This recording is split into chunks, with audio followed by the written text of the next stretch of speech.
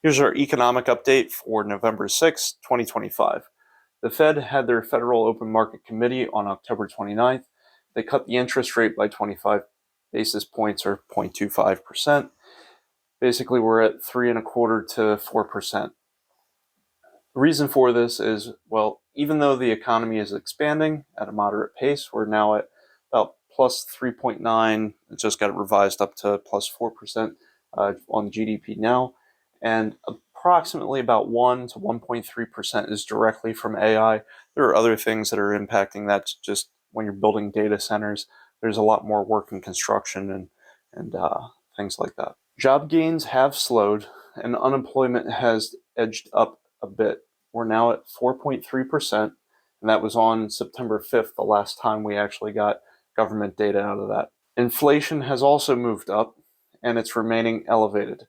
We're currently at 3.0% in our CPI, and that was on October 24th. So this is a bit of a problem because the Fed wants to see maximum employment, and it wants to see stable prices. Its target is 2% inflation, and it doesn't want to see unemployment creeping up. Basically, to battle inflation, you would increase your interest rate, and to battle unemployment, you would have quantitative easing, and you would start to reduce your interest rate.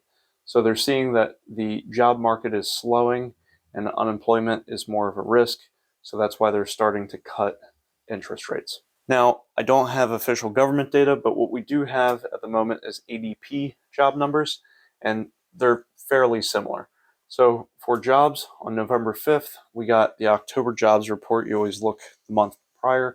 So we got plus 42,000. So everybody's happy, right? We have 42,000 additional jobs.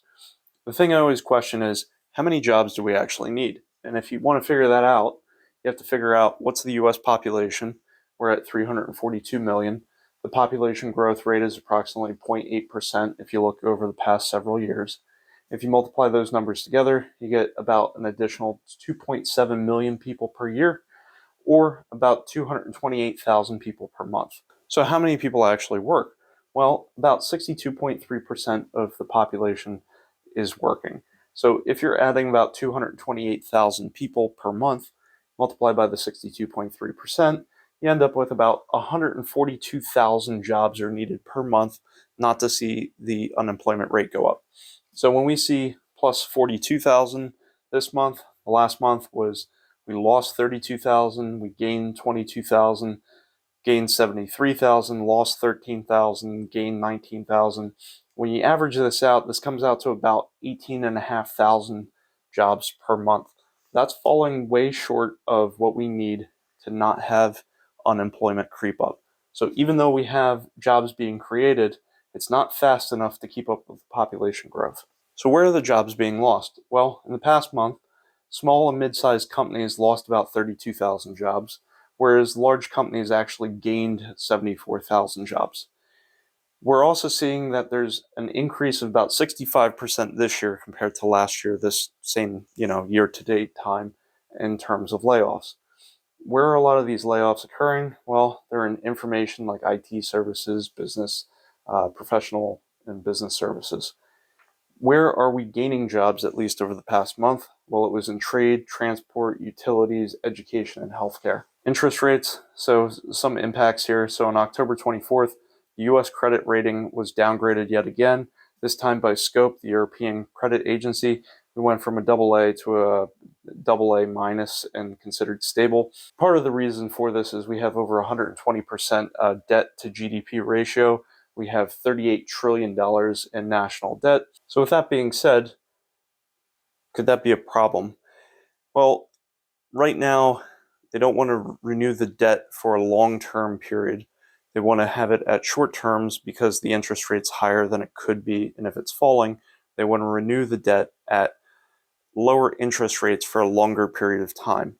Now, the problem is, such as 800 years of data, this time is different. This is the next book I'm reading. Effectively, throughout history, when countries look at having short-term debt, if there is a shock to the system and people no longer have basically faith in that government's ability to repay the debt, such as, people start downgrading that debt as seeing it as more risk. What happens is if people are unwilling to basically finance that debt, then those countries could default. It's less likely with the United States still having a reserve currency, but if that goes away at some point, it becomes more of a risk. The other thing is that the U.S. debt is denominated in U.S. dollars, so the U.S. can effectively print more money, and it's less of a risk. This becomes more of a risk if you were in like the Weimar Germany or whatever, where you have money that's basically in other foreign currencies, and then you have to pay it back, but then your money becomes less valuable, and then you're paying back a more valuable currency. That becomes more of an issue. The latest updates for the Fed funds rate was November 3rd. It says it's 4.09%. The Fed's fund rate, like I said, is coming down to 3.75 to 4%. So this isn't that far off, but I would think that it's somewhere between those two numbers. And this only impacts the short-term lending. This does not impact like the 10-year or 30-year mortgages or things like that. So this is going to drop, and this usually drops just prior to a recession to help stimulate spending, to help stimulate basically job growth. So when you see something like November 5th, we have the 10-2 year treasury. We're now at 0.54%. Generally, if you look back, the gray areas are where we hit recessions. You usually have an inversion, and then that's followed by a steep rise. And once it gets to above about 0.5%, then you start having issues where you go into job losses, layoffs. You start going into either potentially stagflation or a recession or an economic slowdown of some sort. So why is this 10-2 increasing all of a sudden? Well, you have the short end affected by the Fed funds rate, so that's dropping because they're trying to stimulate the economy because people are losing their jobs and the unemployment rate's going up. On the other end, you have the 10-year, and that's going up because there's just overall increased risks, and this is more set by the market. So if you're seeing credit downgrades, that's seen as a risk. If you look at the U.S. Supreme Court, they're figuring out whether or not the tariffs can go through, and then that's going to impact how much in terms of taxes the U.S. will collect or in tariffs. So that may affect that. The other thing that's going on is October 1st, the U.S. government shut down. We are now beyond 37 days of shutdown. We now hit the longest shutdown ever, and there's no more economic data. There's no jobs or spending or anything. So we have to rely on data that's not from the government. So the Fed is trying to make decisions, and basically they're blindfolded. So they can go by ADP and other independent sources for information, but it's not the official government information at the moment. The last government shutdown was stopped basically because of the air traffic controllers calling out sick, and we're starting to see some issues with this again. So we have not been paying the air traffic controllers at our airports, and same with the TSAs. So basically, you're going to start to notice very long lines at airports, and this Friday, they're actually going to start reducing the amount of flights in and out of over 40 airports, and they're going to start canceling up to 10% of all the air traffic because basically they don't have enough air traffic controllers and TSA agents. They're all basically calling out sick and going somewhere else and getting paid for some other work, most likely. The FAA is basically saying they're reaching a breaking point. I would not want to be someone traveling during this period of time. So they said that the flights that are domestic flights are more likely to be canceled. International flights are less likely to be canceled. In fact, none of the international flights at the moment are impacted. There's some ongoing work with SNAP, so Supplemental Nutritional Assistance Program, or other people know as food stamps. There was about 42 million people on food stamps at the moment, and about 5 million did not receive any benefits in November.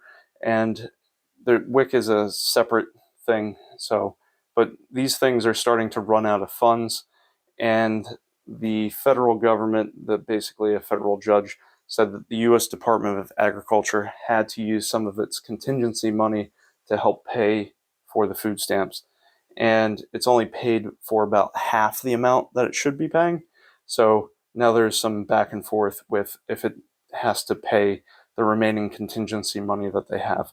So they may run out of all their contingency if they continue doing this. In order to stop a shutdown and basically fund the government, you need 60 senators to vote and pass this. Now, neither party has enough to pass it on their own, so they need to agree on some things, and that's not happening. So on one side, the Republicans have voted yes to fund. They're thinking about ending the filibuster, which requires the 60 votes. And if they do get rid of the filibuster, if they do that, they have about, I think it's like 53 votes, and they could easily pass this without any help from Democrat senators. If they do that, the negative is then the next time around, there's no filibuster, so whoever has simple majority wins. And generally, when you have, not a presidential election, you have a midterm election, it usually swaps. So then the Republicans potentially then won't be in power during the next vote. The reason why the Democrats are voting against this is because they're holding out and they're trying to negotiate for adding back in some of the healthcare subsidies for the Affordable Care Act. Basically, premiums are increasing for those that are on the lower end of the income brackets, and without the subsidies, it'll be difficult for them to actually purchase health insurance. So that's why they're holding out for that. Republicans are saying that they will talk about it as a separate issue, but not during this. So pass this, and then they'll talk later. I understand from negotiations, if you give up all your leverage, I don't really see why the other side would have to do anything, especially if you're the minority in the House. So I get both sides. Inflation, October 24th, we have our consumer price index of 3.0%. That's gone up slightly. Consumer price index core came down just slightly to 3.0%. That's just excluding food and energy. If you look at your Social Security cost of living adjustment, this is going to be 2.8%, and those first checks will come out at the very end of December, just because January 1st is a holiday. And this is just taking the average of the last 3 months, so September, August, and July. How's the consumer doing? October 24th, index of consumer sentiment, we're down 2.7% month over month, minus 24% year over year. Current economic conditions, down 3% month over month, down 9.7% year over year. Index consumer expectations, down 2.7% month over month, minus 32% year over year. So what's going on? So overall, the economy, they're saying it's more like K-shaped.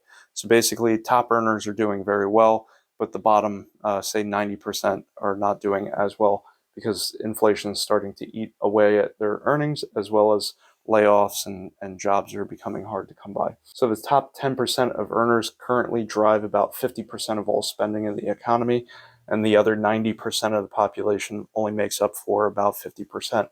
So top 10% doing very well, bottom 90% not as good. Real estate, so homes, October 23rd, existing home supply is at 4.6 months.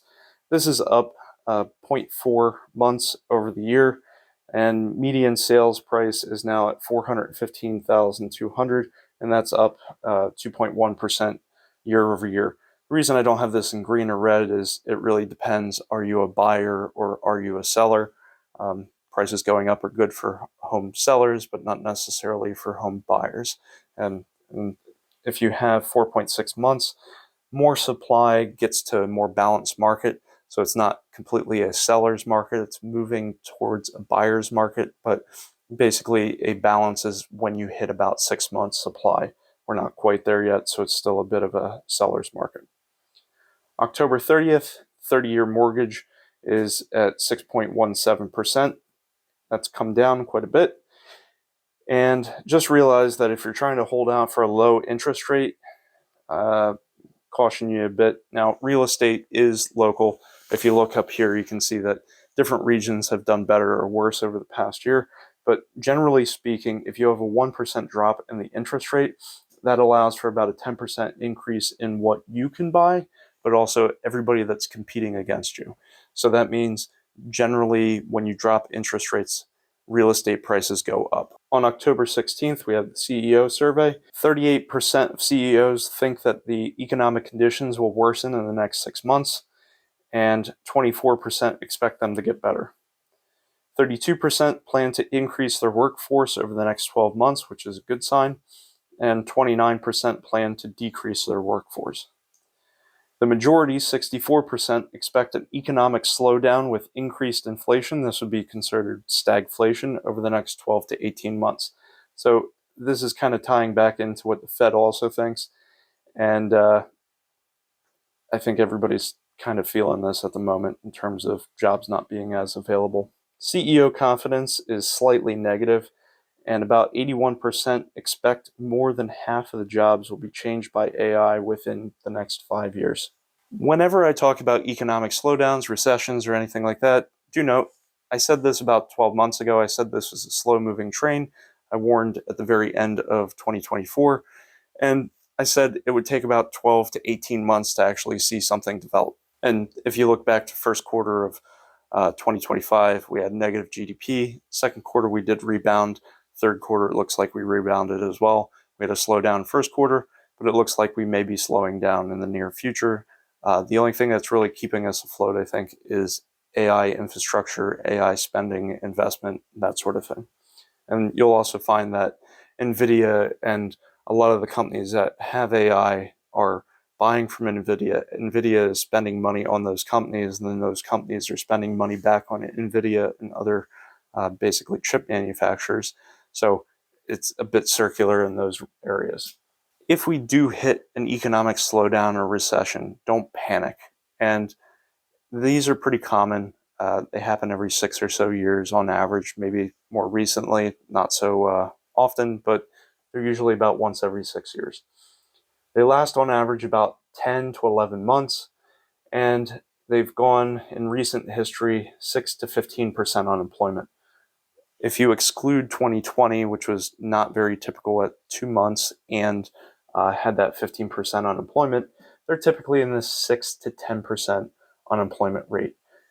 And if you think about that on the other side, about 90% of people are employed. Now, the other thing that you'll notice during these times is that the 27-week unemployment rate starts to go up pretty rapidly, and it peaks around just above 40% if you look back through the last couple of recessions. We're currently at about 25.7% unemployment rate for longer than 27 weeks. So people that have been unemployed and can't find a job for at least 6 months or more. So going back to, it becomes hard to find a job. So that's really where the Fed is coming in, where job gains have slowed, unemployment's edged up, it's harder to find a job. We're seeing long-term unemployment going up. So that's not something we want to see. So with that, what do you do in these types of situations? Well, it's best to prepare and not wait for something to happen. What I would suggest is, if you don't have anything, start saving up an emergency fund, whatever you can scrounge together. If you can work extra hours or pick up a side hustle a bit, just start putting money aside. You know, $1,000 is a lot better than zero, and a month is better than zero, and any amount is better than nothing. So you don't have to start with 6 months, but start saving something. You know, there's always a rainy day. The car breaks down, you need a break, you blow a tire, something happens. So it's good to have that emergency fund. And if there's medical bills or anything like that, it's also good. For any money I'd need in the next 5 years, I put that money into high yield savings, high yield CDs. All of these are FDIC up to $250,000 per account type. Any money I need in the next year, so like if I'm buying a house or I have some big expense that's coming up, I don't want to put that in the stock market. I'm going to put that in the CDs and high yield savings, that sort of thing. So any money I don't need in the next 5 years, I'm using dollar cost averaging. I'm taking the emotion out of this. I'm just buying it every time I get paid. About 80% goes into the S&P 500, 10% goes into total international stocks, and then about 10% into bonds at the moment. The reason I'm buying bonds is that when interest rates drop, bond value goes up. the bond rate is the same. It's matching kind of the interest rate, but in order for that to happen, the bond value has to go up when interest rates go down. I put a video up on this on the channel if you want to watch that in more detail. That's why I'm starting to get more of the bonds as interest rates drop. I'm not currently buying gold, silver, copper, aluminum, things like that, but I have more than $100,000 in those assets already. Gold I bought at $1,400 an ounce. Silver was about $15 an ounce. Copper was like 80 cents when I got hundreds of pounds of that. I made body armor back in the day just for fun. And aluminum, I just kind of scrapped that and melted down into ingots. So I have that, but I'm not buying it at the moment. So if you enjoyed watching this and you want to learn more of how to make more money, how to save, how to invest, how to start businesses, this is a channel for you, so please subscribe. Do note, I do have a free Discord channel. If you want to join that, you can join. Just be aware that there's a bunch of scammers that will try to impersonate me. I do not direct message you, so if you join and someone message you, it's not me. But I do go on maybe like once a week and I just talk to people and try to help people out there. Thank you to those that are supporting the channel through memberships. And I put videos out. They're the first people that can actually see the videos. And after YouTube does all of its checks, then I open it up to the rest of us. But if you want to see videos a little bit sooner, you can join memberships, and that'll give you a bit earlier access to the content. Well, thank you for watching. Please subscribe and have a great day.